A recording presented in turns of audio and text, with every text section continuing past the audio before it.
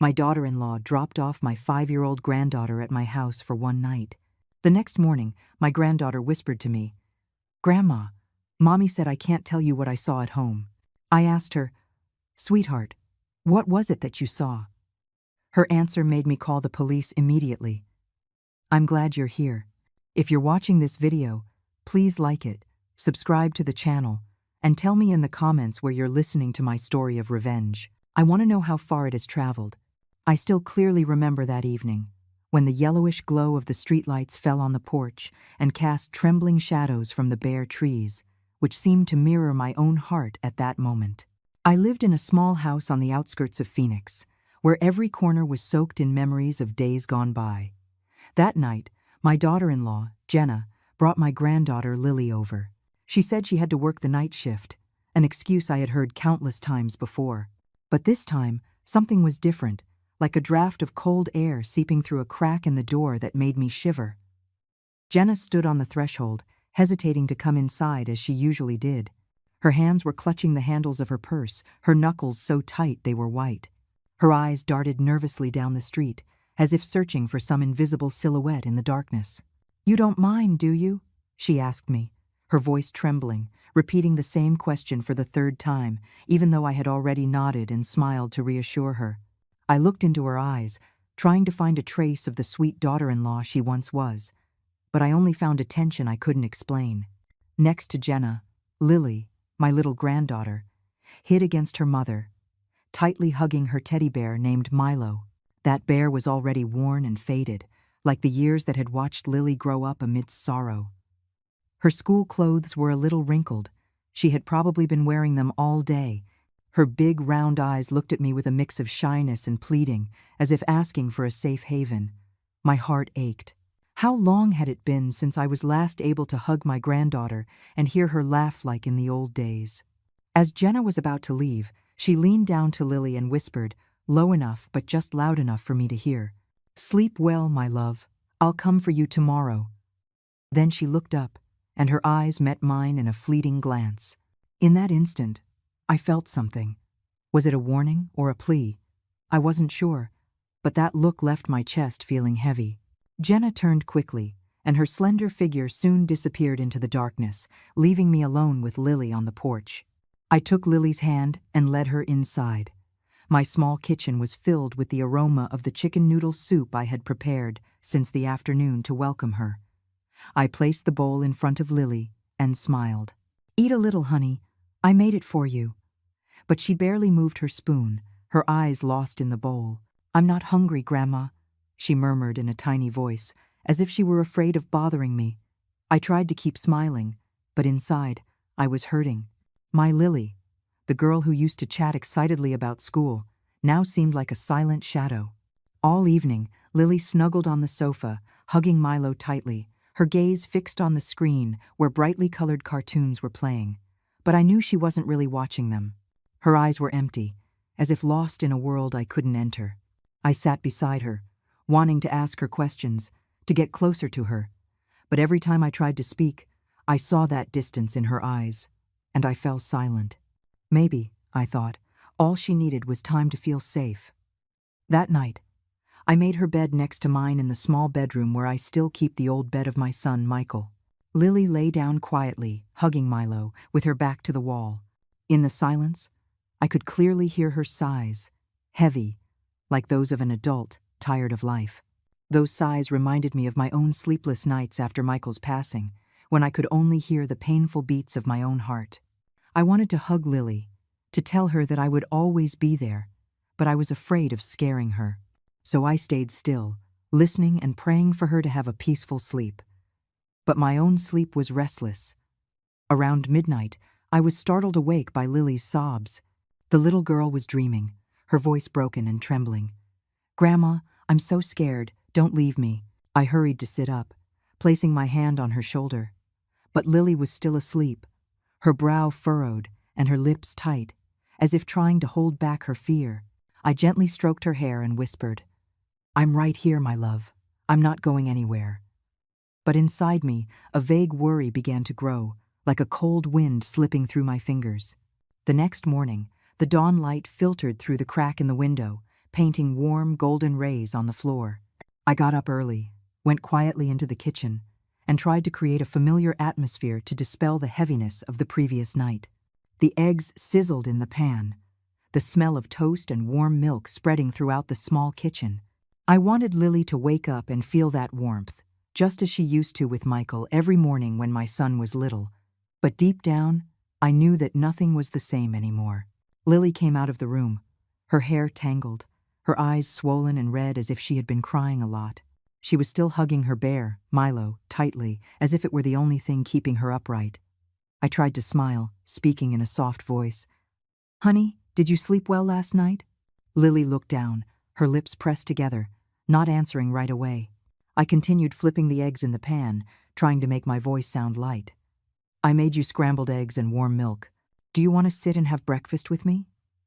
The little girl hesitated, then sat down at the table, but without letting go of the teddy bear.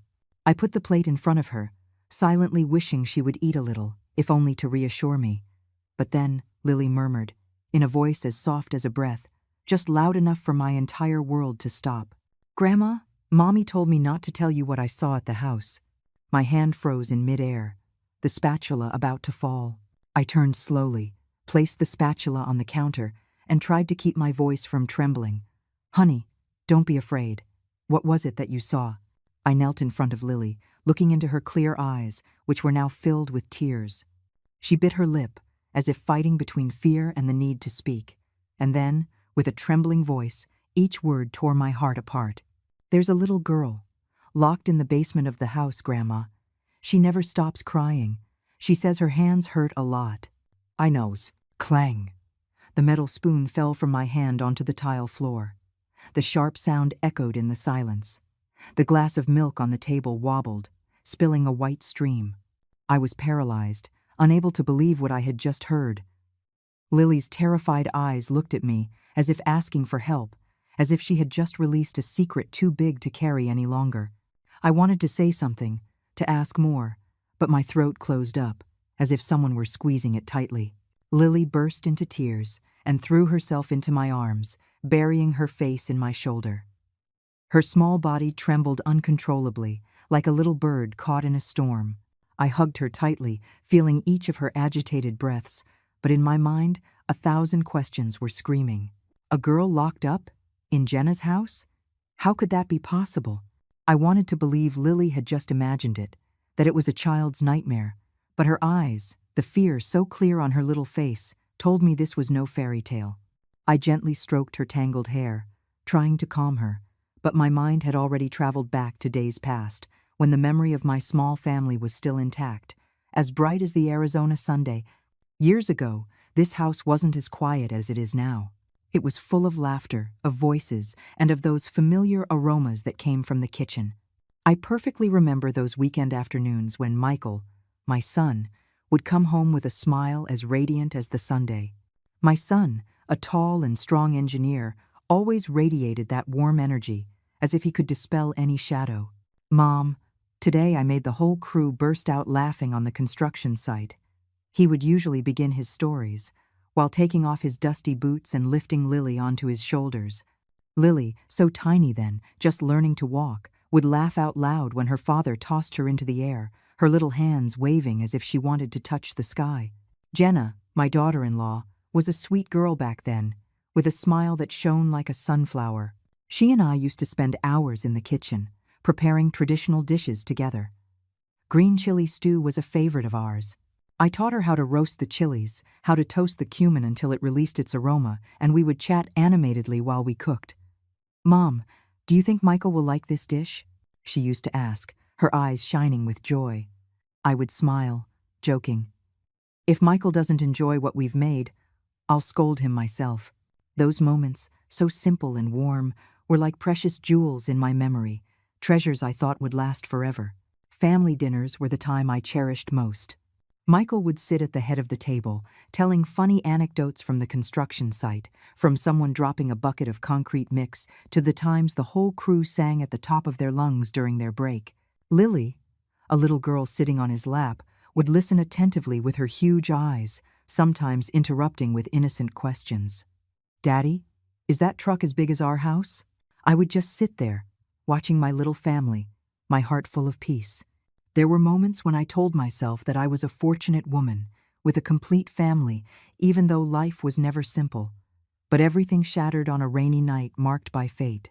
I still remember that early morning when the phone rang insistently, tearing me from my sleep. The voice on the other end was trembling as it gave me the news that Michael had been in an accident.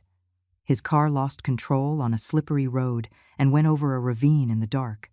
I stood motionless, clutching the receiver, feeling my whole world crumbling beneath my feet. "No, it can't be," I murmured. But the cruel truth would never change. Michael, my son, the light of my life, was gone forever, leaving a void impossible to fill. Michael's funeral was held on a gray day, with a drizzle that fell like tears from the sky. I held Lily, who was just 2 years old, against my chest. The confused little girl didn't yet understand that her father was gone forever. "Where's Daddy, Grandma?" Lily asked, in a voice so clear it made me want to break down and cry. I hugged her tighter and whispered, "Daddy is in a very faraway place, but he's always watching you, my love." Jenna was there, a few steps away from me, but she seemed to belong to another world. Her eyes were empty, her face as pale as a stone statue. I wanted to go to her, to take my daughter-in-law's hand. But something in her gaze stopped me, a pain too great, too deep, that I didn't know how to reach. After Michael's death, this house was shrouded in a gloomy fog. The smile vanished from Jenna's face. She became quiet, reserved. She would spend hours locked in her room. Some days I would hear her sobbing behind the closed door, but every time I knocked to go in, she would answer me coldly. "I'm fine, don't worry, Mom." I wanted to believe that Jenna would get over it, that time would heal her wounds, but I was wrong. The pain not only pushed her away from me, but it also turned her into someone I no longer recognized. Not long after, Jenna decided to move to an apartment in another neighborhood. "I need a fresh start, Mom," she told me in a monotone voice, avoiding my eyes. I understood that she not only wanted to leave this house, but also to escape the memories of Michael, the memories that every corner and every object brought back. I didn't blame her, but my heart broke when Lily had to go with her. The little girl was the only light I had left in my life, and now I could only see her on the few weekends they let her stay with me. The house became huge and cold. I kept Michael's picture on the wall, next to a family photo from a day out, when Lily was just a baby, sitting on her father's shoulders, laughing her head off. Every night I would sit in front of that photo and whisper to my son, "Michael, what should I do? I miss you so much." But only the wind whistling down the hallway answered me, reminding me that now I was left with only loneliness. In subsequent visits, I noticed that Lily was changing. Her eyes, once bright and clear, now reflected a sadness that was hard to name.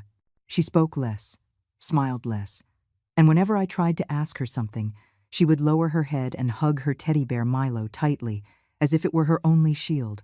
"I'm fine, Grandma," she always told me, but her gaze told another story. I asked Jenna about it, but she would only give me evasive answers. "Don't worry, Mom, I take good care of Lily." I wanted to believe her. I wanted to think she was doing everything possible to be a good mother. But inside, a growing unease consumed me. I had no choice but to swallow my tears and watch helplessly as my granddaughter drifted further and further away.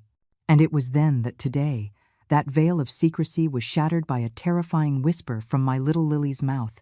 I tried to calm Lily down after her confession, gently stroking her messy hair, whispering to her, "It's okay, my love. Grandma will take care of everything." But Lily just shook her head, her tear-filled eyes closing tightly, as if she wanted to hide from the world. She clutched Milo, the worn-out teddy bear that had become her only friend in these lonely days, to her chest. I wanted to ask her more, to pull out more details, but seeing her little shoulders trembling, I didn't have the courage to insist. "Come on, sweetie, rest for a little while," I said, my voice as gentle as I could make it, even though a hurricane was raging inside me. That afternoon, I decided to take Lily to school. The girl needed the familiar environment of the classroom, of her friends, to forget for a little while the fear that was consuming her. I held her hand as we walked along the familiar gravel path, but every step felt heavy. Lily remained silent the whole way, only looking up from time to time, as if she wanted to say something but didn't dare. I smiled, trying to hide the anguish that was eating me up inside. "What are you going to learn in school today?" I asked. But Lily just shook her head without answering. I knew she was carrying a weight far too heavy for her age. When we arrived at the school, I decided to stay for a moment to speak with Mrs. Davis, Lily's teacher. Mrs. Davis was a middle-aged woman with kind but sharp eyes, always attentive to her students. I found her in the teacher's lounge, where the smell of chalk and paper still lingered. "Mrs. Davis, can I talk to you for a moment?" I asked in a low voice, as if afraid someone would overhear. Mrs. Davis looked at me with a hint of concern. "Of course, Carol. Is something wrong with Lily?" I sat in an old wooden chair in the room, and I told her what Lily had said to me that morning. My voice trembled when I mentioned the girl locked in the basement. Mrs. Davis listened attentively, her brow furrowed and her hands clasped tightly. When I finished, she hesitated for a few seconds, as if choosing each word carefully. "Carol, I've also noticed that Lily has changed lately. She gets scared easily. Sometimes she just zones out in class, unable to concentrate." She paused, looking at me with unease. "And, in art class, she's been making some very strange drawings. It's almost always a little girl alone in a dark room, and behind her are messy black lines, as if they were bars." My heart sank, as if someone were squeezing it. Those black lines, like bars. Mrs. Davis's words were a direct hit, confirming my fears. "Do you think that's something out of the ordinary?" I asked, almost in a whisper. Mrs. Davis shook her head, her gaze unsettled. "I can't say for sure, but I'm worried about her emotional state. Maybe she's going through something very difficult." I nodded, feeling the floor crumble beneath my feet. "Thank you, Mrs. Davis," I said, getting up, though my legs trembled as if they couldn't support me. On my way home, I walked like a ghost. The images of Lily's drawings, the girl in the dark room and the black lines like bars, wouldn't leave me. I wondered, what had Lily seen? Did a locked-up girl really exist? Or was it just the imagination of a deeply hurt little girl? But her frightened eyes, her trembling voice, wouldn't let me dismiss the story. I needed more clues, more proof to understand what was happening. In the afternoon, I sat on the porch, watching the red bougainvillea petals fall in the yard. The wind was blowing hard, and I shivered, as if it carried a warning. Suddenly, I saw Mr. Henderson, the kind, elderly neighbor, pass by. Mr. Henderson was well liked in the neighborhood, a widower with a sharp gaze, as if nothing on that cul-de-sac could escape him.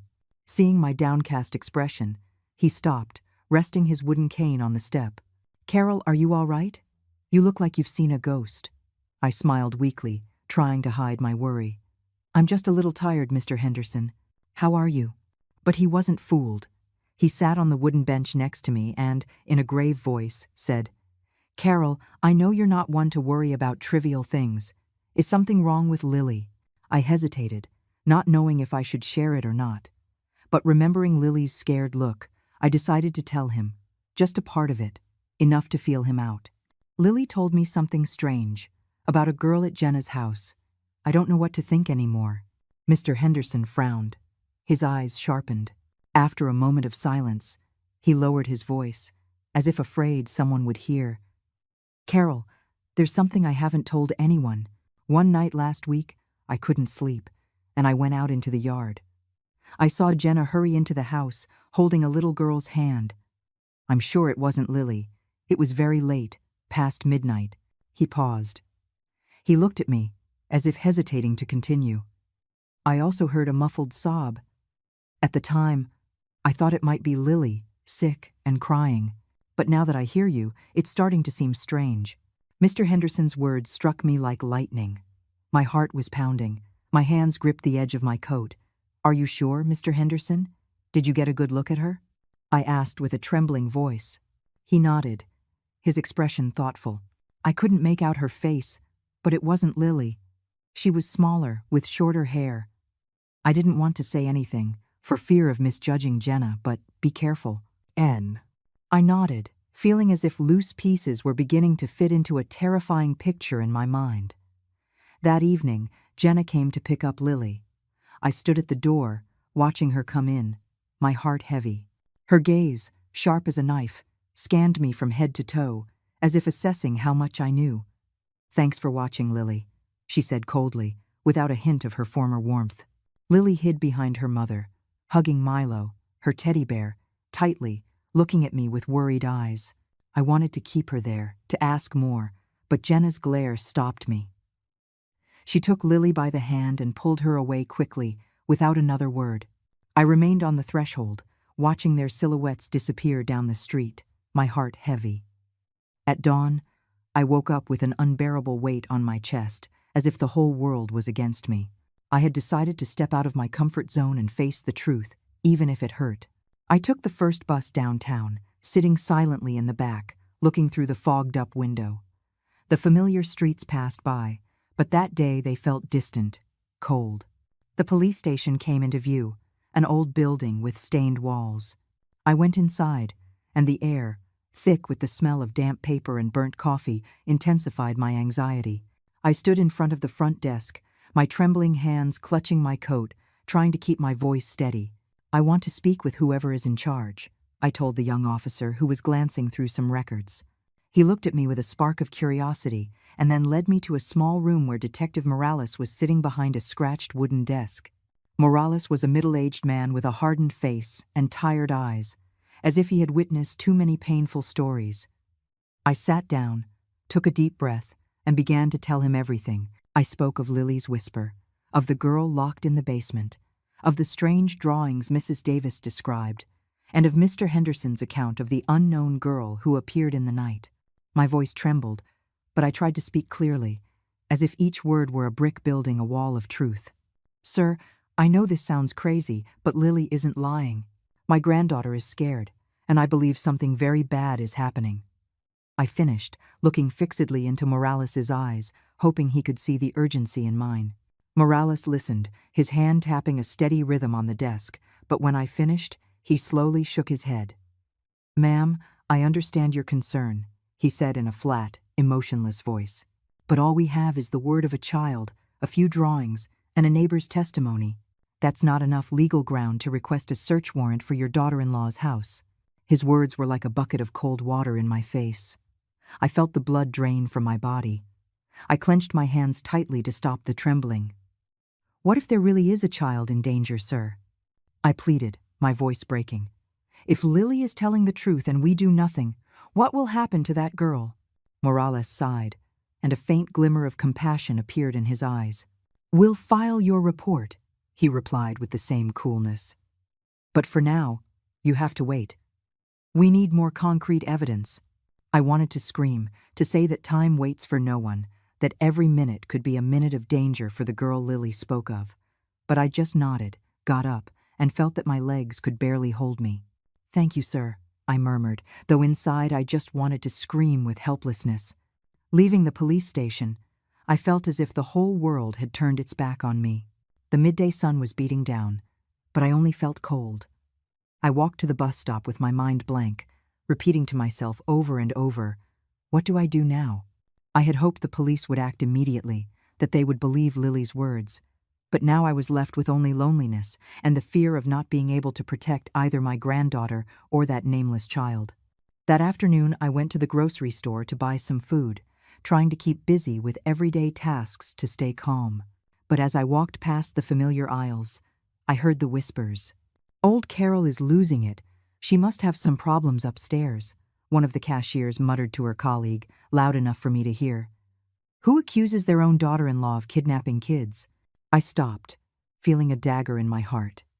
I turned towards her, but she immediately looked down, pretending to be busy with the items on her counter. I knew in that instant. Jenna had acted faster than I thought. She had already spread the word throughout the neighborhood, saying I was delusional from missing Lily so much that I had invented a story to get my granddaughter back. I returned home with my heart as heavy as a rock. I sat on the porch, watching the bougainvillea flowers fall, trying to find some peace. But the tragedy reached its peak that very night. When the sun went down, I heard a car pull up to the gate. Jenna came to get Lily, but this time she didn't come into the house as usual. She stayed in the yard, hugging Lily tightly, crying inconsolably in front of her brother, Kevin. "She's slandering me, Kevin," Jenna cried, her voice broken. "She says I kidnap children, that she wants to ruin my life. I just want to take care of Lily, and she does this to me. Kevin, a tall, rough man, came up to me, pointing his finger and growling. "Ma'am, please leave my family alone. Who do you think you are, slandering my sister like that?" I stood motionless, my heart squeezed as if it were being strangled. The neighbors began to gather on the street, and all those looks of curiosity, pity, and distrust were fixed on me. "Carol must miss her granddaughter too much. That's why she's making things up," someone murmured. "Poor thing, she's getting old," another agreed.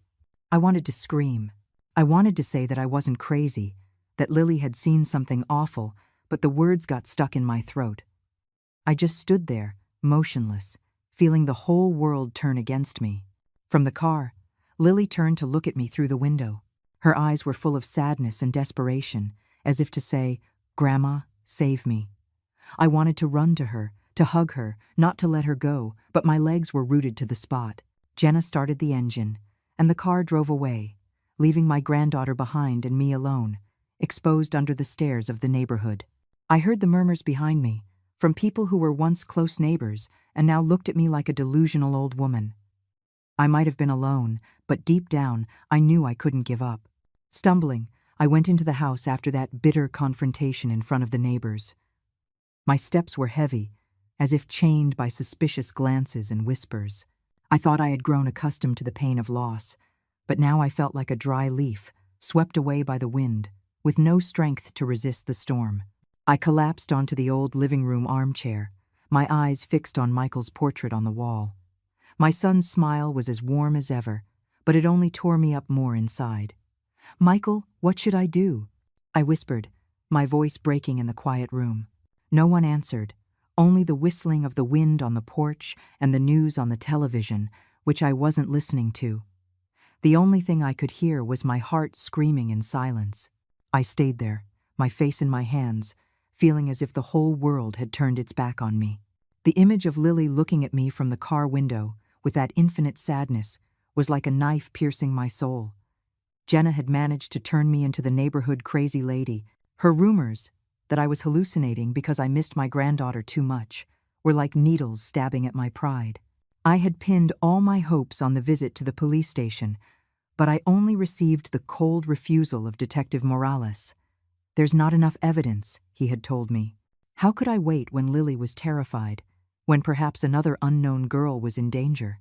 I couldn't sleep that night. I lay in bed, my eyes open, staring at the ceiling, listening to the ticking of the clock that marked every second of my helplessness. Every time I closed my eyes, I saw Lily's gaze, or I heard her terrifying whisper again. "There's a little girl, locked in the basement."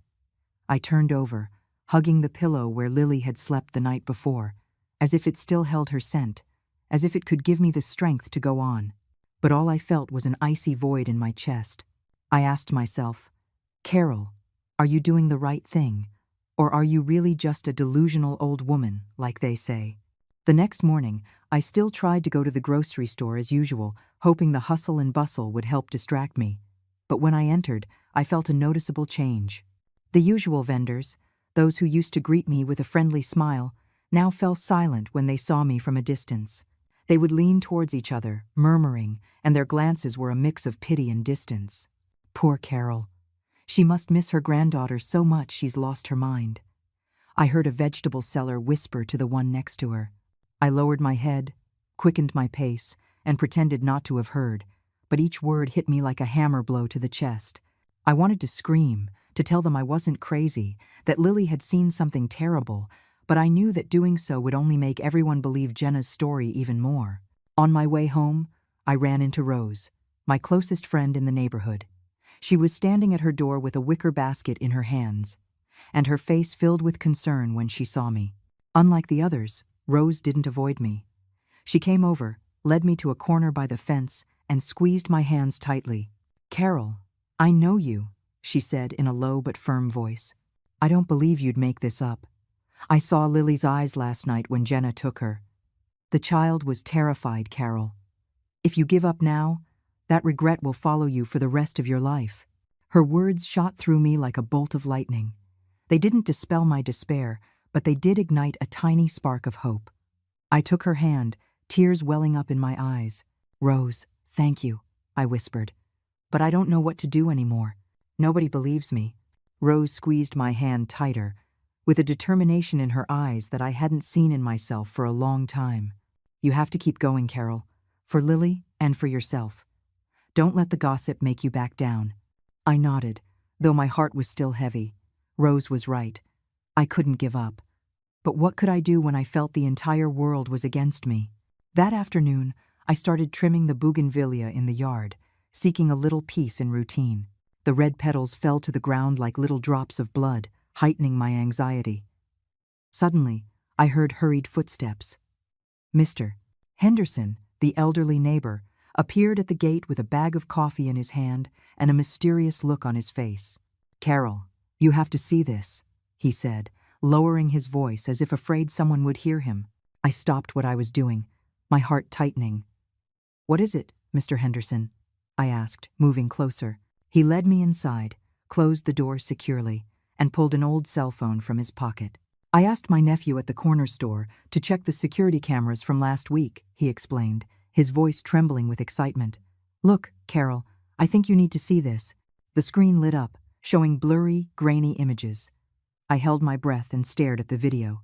It was Jenna, my daughter-in-law, the one who was once part of my family, leading an unknown little girl by the hand, hurrying into her house in the middle of the night.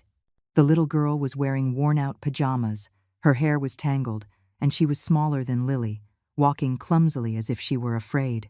I, Carol, a 65-year-old woman, felt the ground open up beneath my feet. Lily's whisper about a girl locked in the basement was no longer the confused story of a child. It was true, and this video was the proof I had prayed for.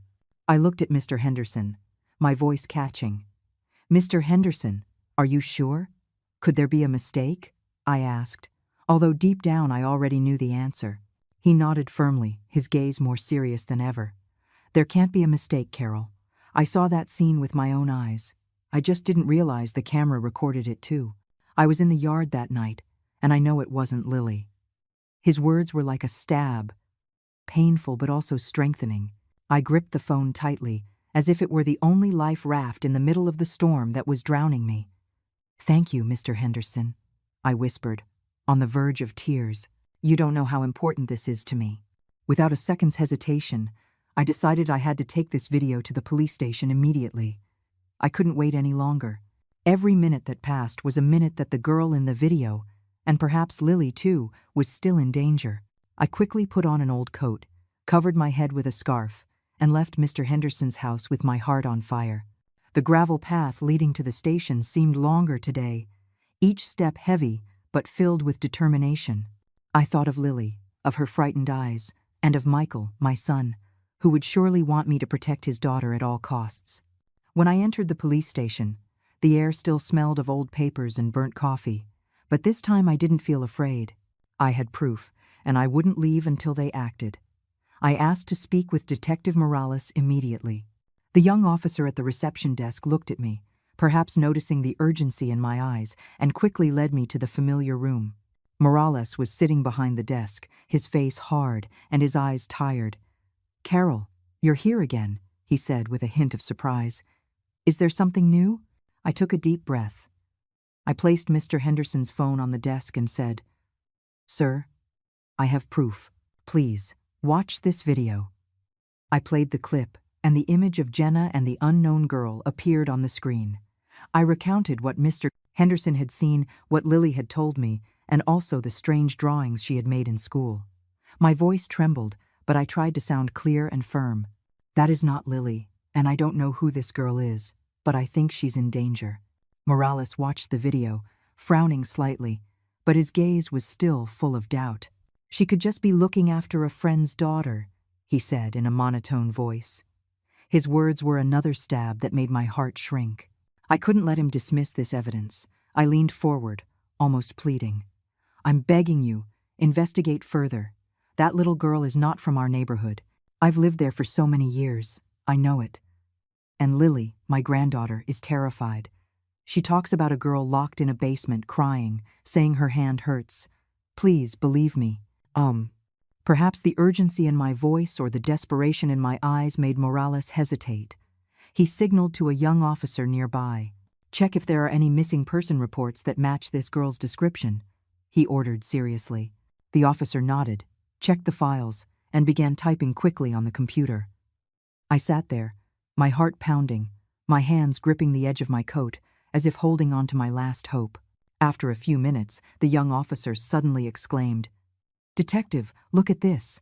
The girl in the video matches the description of Sophie, 5 years old, reported missing 2 weeks ago from the next town over." He showed the computer screen to Morales, and I saw his face change immediately. His tired eyes now shone with a seriousness I had never seen. He stood up abruptly and said firmly, "Verify this information immediately. Contact the precinct in the neighboring town. Request the complete disappearance file." My heart was pounding inside my chest, as if it would burst. Here it was. This was the proof I needed. The girl's name, Sophie, was like a lightning bolt that pierced the darkness of my soul.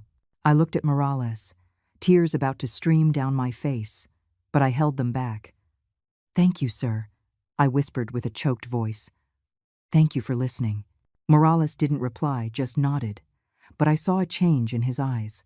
There were no more doubts, only a cold determination. At that moment, the station door burst open, and some neighbors entered with worried looks. I recognized them. Mrs. Elena, who sells tamales on the corner, and Mr. Miguel, who often plays chess with Mr. Henderson. Mrs. Elena spoke first, her voice trembling. "Detective, we heard Carol came about Jenna. We also have something to say." She hesitated for a moment and looked at me, as if asking for permission. I nodded, encouraging her to continue. "We've heard crying, strange noises from Jenna's house, even on the nights Lily stayed with Carol. At first, we thought it was just a child's tantrums, but now we're not so sure."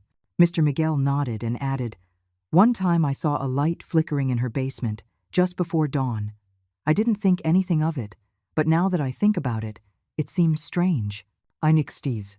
Their words were like the final pieces of a puzzle, completing the terrifying picture that was already forming in my mind.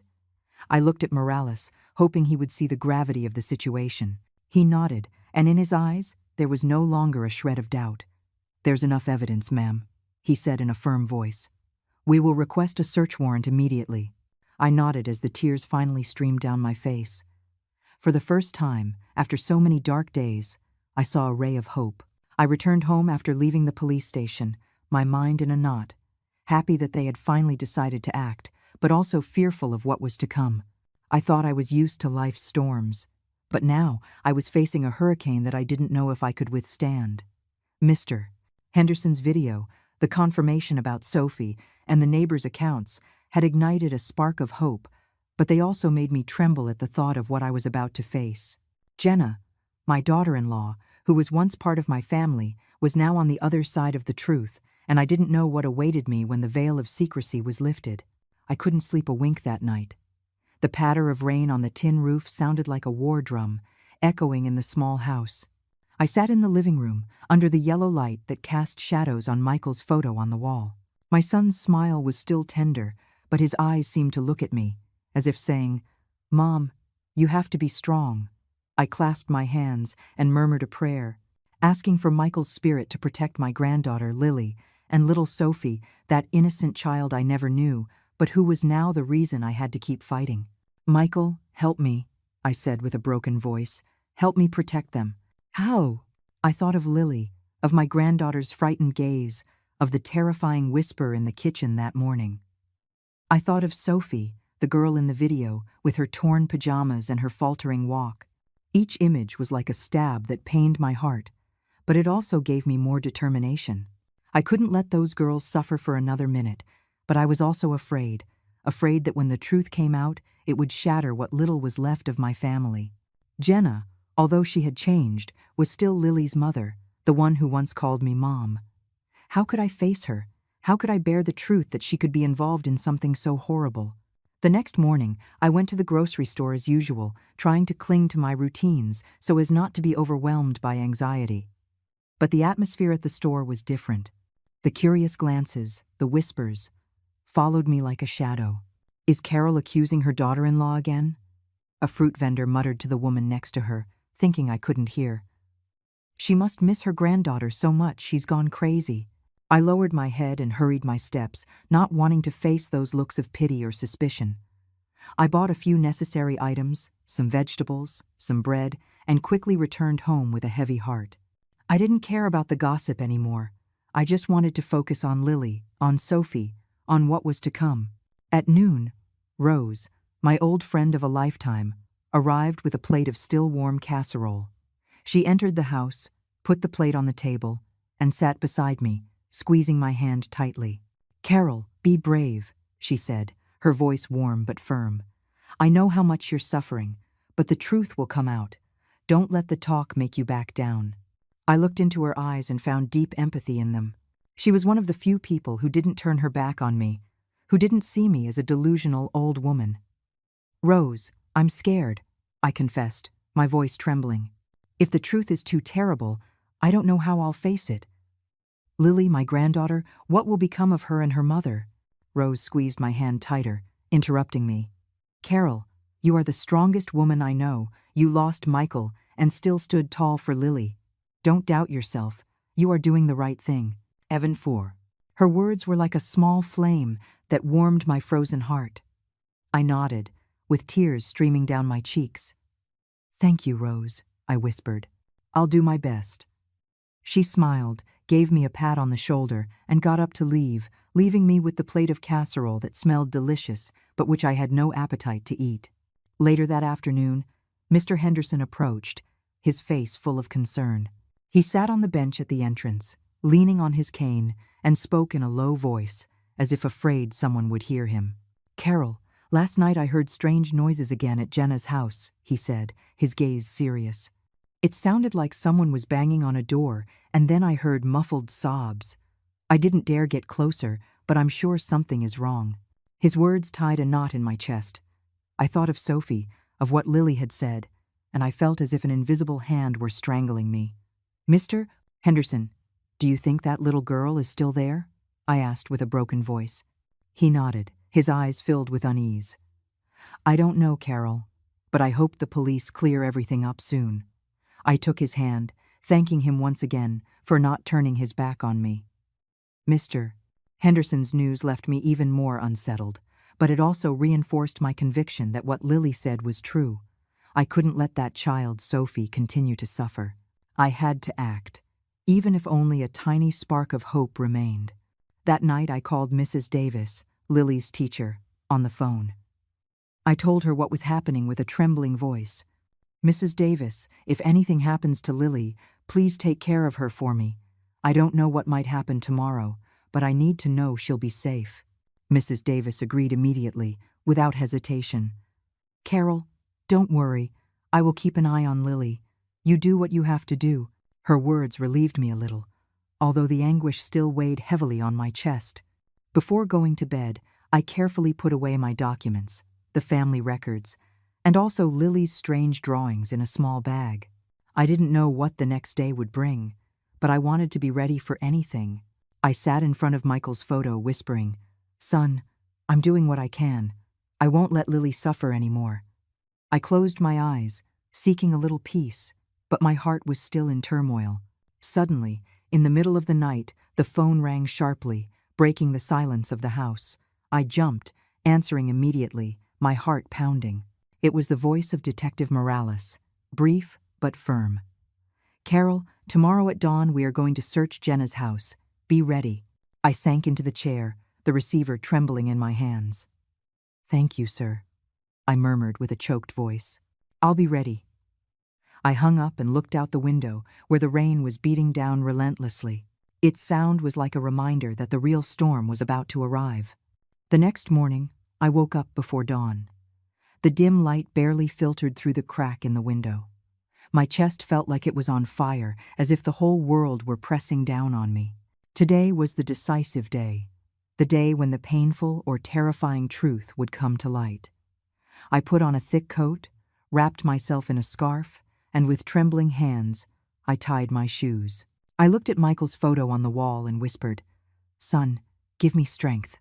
The image of Lily, with her frightened eyes, and that of Sophie from Mr. Henderson's video kept running through my head, pushing me to go on even though fear paralyzed me. The sharp sound of patrol cars stopping in front of my house pulled me from my thoughts. Detective Morales got out of the car, his stern face showing no emotion. "Let's go, Carol," he said in a firm voice. I nodded, clutching the bag with the papers and Lily's drawings tightly, as if they were a lucky charm. I got into the car, remaining silent in the back seat, looking out the fogged-up window. The drive to Jenna's house seemed shorter than ever, but each second weighed like a century. I thought of Lily, of Sophie, and I wondered, will I have the strength to face the truth? We arrived at Jenna's house when the sky was still gray, with dark clouds floating above, as if heralding a storm. The cold wind blew in gusts, making the red petals of the bougainvillea fall onto the yard like drops of blood. I stood in front of the gate, my heart beating rapidly, feeling my whole body tremble. Morales knocked on the door.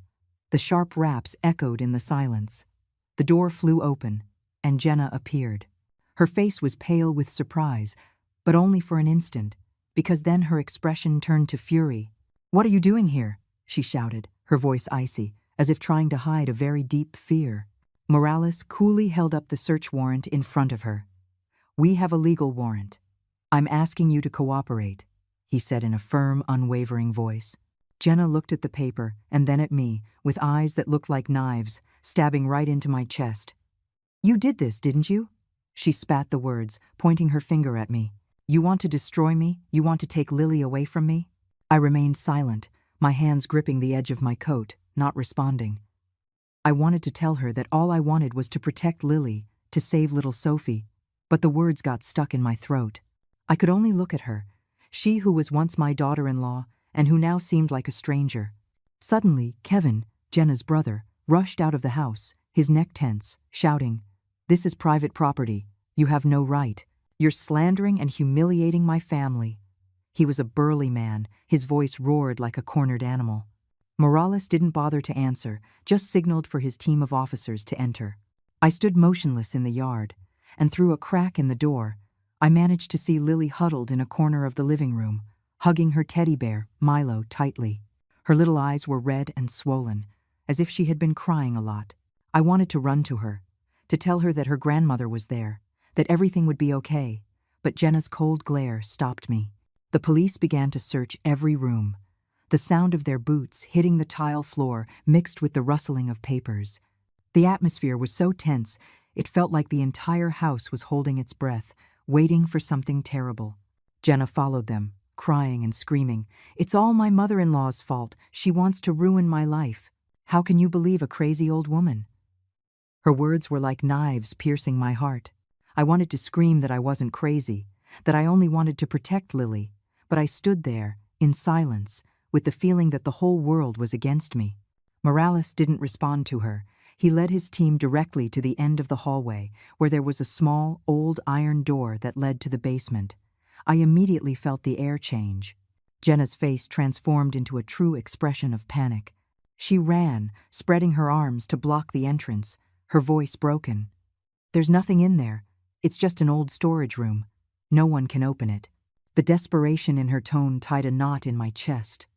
I knew, in that instant, that Lily had told the truth. Something horrible was hidden behind that door. One of the officers stepped forward. He calmly inserted a master key into the rusty lock. Kevin roared, trying to lunge at him to stop him, but two officers immediately restrained him. "You can't open it!" he shouted, struggling, but his strength was not enough to break free from these burly men. I almost stopped breathing. My hands clenched until they hurt. The neighbors were already gathering on the street, murmuring, their gazes fixed on the house. I heard someone say, "My God, could what Carol said be true?" But I had no room for that in my head. All my attention was on that iron door. The lock opened with a sharp click. The officer pulled hard on the door, and a chilling creak echoed, like the scream of a long-buried secret. From the deep darkness inside, a faint, trembling child's cry could be heard, like a restrained plea for help. The basement door burst open, and a gust of damp, musty air shot out, as if the darkness itself were exhaling terrifying secrets. I was standing in the yard of Jenna's house, feeling my heart stop. The soft sob from inside was faint but clear, like a plea from beyond the grave. A police officer turned on his flashlight. The beam of light swept across the stained walls, the torn cardboard boxes, and then, from a shadowy corner, a small silhouette came staggering out. It was Sophie, the girl from the video, the girl Lily had spoken of with fear in her eyes. Her hair was matted, her face covered in dust, her torn pajamas stuck to her thin body. Her left arm was crudely wrapped in a dirty rag, and her wide-open eyes stared in panic at the strangers around her.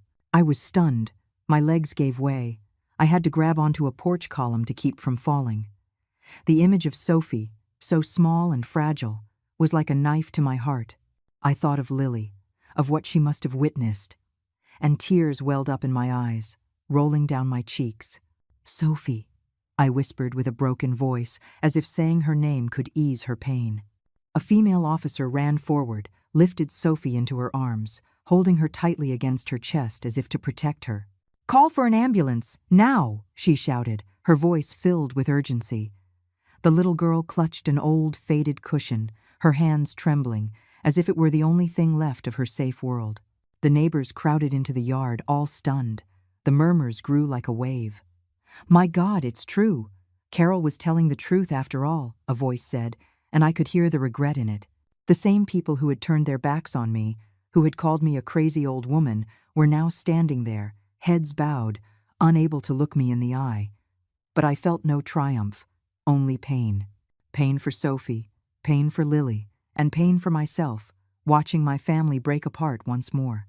Jenna screamed, her voice unhinged, lunging towards the policewoman holding Sophie.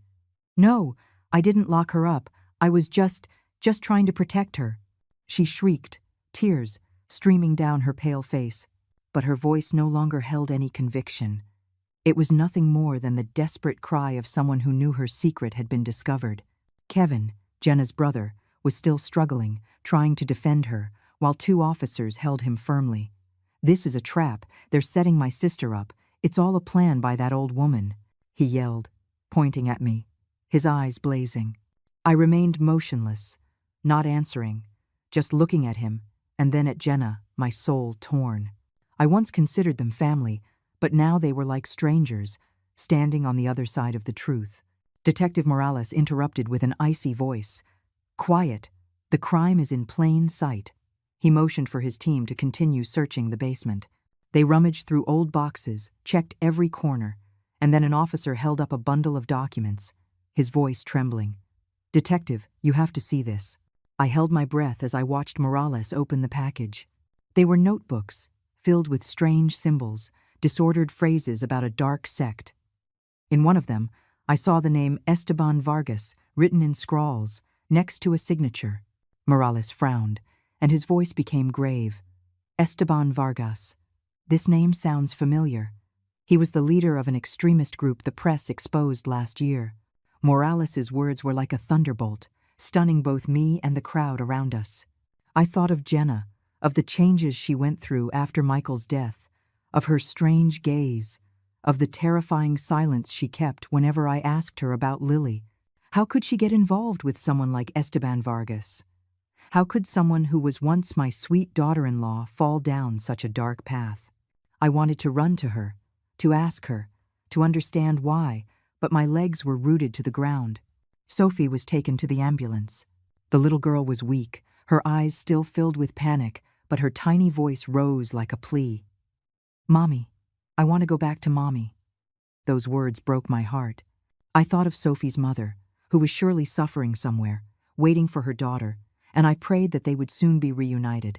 I looked towards Lily, saw her huddled in a corner, her eyes red, watching the ambulance drive away. I wanted to run and hug her, but Morales signaled for me to stay put, as if he knew this moment wasn't over yet. Jenna was handcuffed. Two officers led her out of the house. As she passed by me, she stopped. Her eyes shone with hatred. "You destroyed everything," she said through gritted teeth, her voice trembling with rage and pain. I looked into her eyes, trying to find any trace of the daughter-in-law I once loved, but I only found an unfamiliar coldness. I returned home after a long day at the police station, my body exhausted, but my heart still in shock. I had been through the darkest days of my life, but now, with the truth exposed, I felt a ray of hope filter into my heart. The news of the case spread like a wildfire, and our small town suddenly became the center of attention. The press, the television stations arrived, satellite trucks filled the street, and reporters with cameras and microphones relentlessly asked about the story of Sophie, of Lily, and of me. But I didn't want to talk much. I just wanted to be by Lily's side, to hug her tightly and know that she was safe. I went to the hospital in the afternoon, where Sophie was being treated. Her parents, the Jacksons, had arrived immediately after receiving the call from the police. I stood in the hallway, looking through the glass, watching them desperately hug the daughter they thought they had lost forever, crying with choked sobs. Mrs. Jackson, a thin woman with red-rimmed eyes, held Sophie, whispering words of love, while Mr. Jackson, beside her, wiped away his tears, struggling to keep his voice steady as he thanked the doctors. That moment broke my heart, but it also filled me with a strange warmth. I thought of Lily, of the fear she had endured, and I knew that all my efforts had not been in vain. The Jacksons approached me as I stood silently in the hallway. Mrs. Jackson squeezed my hand tightly, her voice choked. "Carol, we don't know how to thank you. If it weren't for you and Lily, we might have lost our daughter forever." Mr. Jackson nodded, his eyes moist. "You gave us back the light of our lives. Sophie is everything to us." I smiled, as tears rolled down my cheeks. "I only did what anyone would do," I said with a trembling voice. "The real hero is Lily. My granddaughter had the courage to tell the truth, even though she was very scared." They nodded, squeezing my hand tighter, and in that gesture I felt a deep gratitude, like a fire warming my frozen heart. Outside the hospital entrance, I saw a group of neighbors waiting. Those who once whispered behind my back, who called me the crazy old bat, now looked at me with different eyes. Mrs. Elena, the casserole lady, approached, bowed her head, and with a trembling voice said, "Carol, we were wrong to doubt you. Please, forgive us." Mr. Miguel, who used to play chess with Mr. Henderson, also came near, his gaze full of guilt. "You did what none of us dared to do. You truly are a hero." I shook my head, smiling slightly. "I'm not a hero. I'm just a grandmother who wants to protect her granddaughter."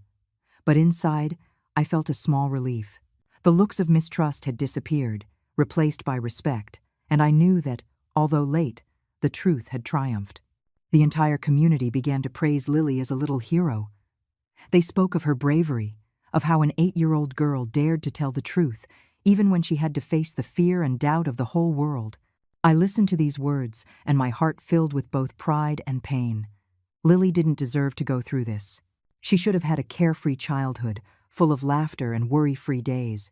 But I knew my Lily was stronger than I imagined, and I would do everything possible to help her heal from these wounds. The police announced the preliminary results of the investigation the next day. Jenna was charged with kidnapping, unlawful detention, and ties to a dangerous sect.